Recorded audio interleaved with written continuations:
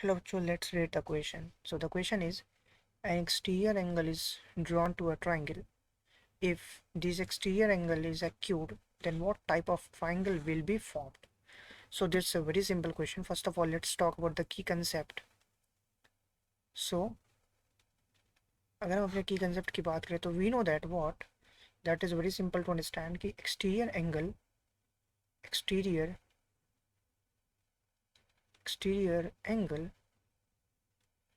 is equal to the sum of interior opposite angles. और दूसरी चीज हमें पता है क्या, sum of angles of triangle is equal to कितना होता है, 180 डिग्री होता है. तो सबसे पहले हम एक ट्राइंगल कंस्ट्रक्ट कर लेते हैं. Let's say this is my triangle. तो in this particular triangle let's say this is my A B और सी, और ये लास्ट में मैंने एक्सटेंड करके यहाँ डी लिख लिया.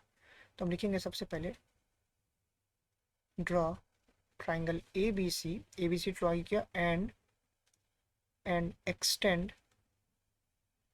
बी सी टू डी तक हमने इसको एक्सटेंड कर लिया. नाउ हमें क्या पता, we know that angle A C D की बात करें, ए सी डी मेरा यहाँ पे ऑब्ट्यूज दिख रहा है यार, ए सी डी जो है वो 90 से बड़ा है. This is the first thing.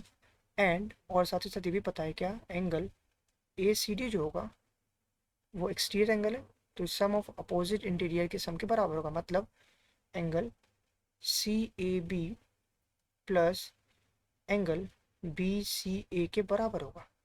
That is what basically हम यहाँ पे लिख सकते हैं.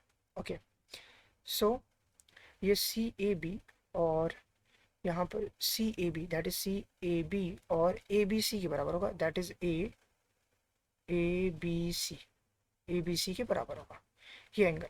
ओके, सो और ये हमें पता है कि ए सी डी जो है 90 से ज़्यादा बड़ा है, मतलब 90 से बड़ा एंगल है. इसका जो समेशन होगा that will give you less than 90. So हम लिख सकते हैं क्या, that is less than 90. Okay, so now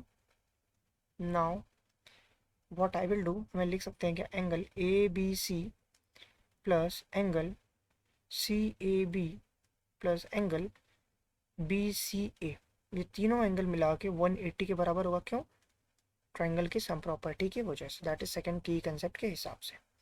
अब लिख सकते हैं क्या, ये सब के सब 180 के बराबर है, तो हम लिख सकते हैं क्या, 180 minus angle B C A ये एंगल है, that is equal to angle A B C plus angle C A B, ये आपस में दोनों बराबर हो जाएंगे. दैट मीन्स दैट हम यहाँ से लिख सकते हैं क्या, 180 माइनस एंगल बी सी ए.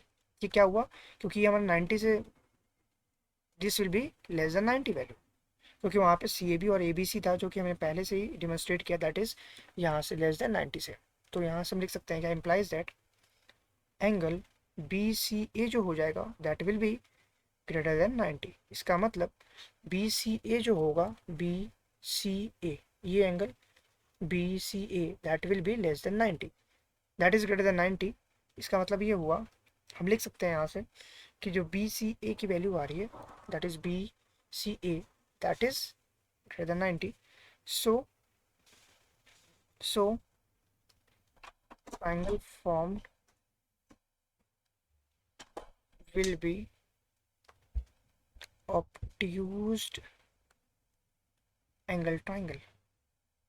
तो जो हमें ट्राइंगल फॉर्म होगा वो एक ऑब्ट्यूज्ड एंगल ट्राइंगल फॉर्म होगा, बिकॉज द पर्टिकुलर वैल्यू जो आ रही है बी सी ए एंगल की वो 90 से ज़्यादा आ रही है. That means that this is my required answer. Hope you understand it well. Best of luck. Thank you.